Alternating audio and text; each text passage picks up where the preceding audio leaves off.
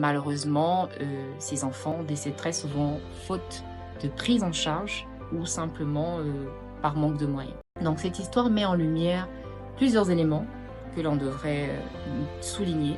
Déjà, le manque d'information, parce qu'on voit visiblement que cette jeune adolescente était très amaigrie, donc l'alimentation et le suivi n'étaient vraiment pas appropriés.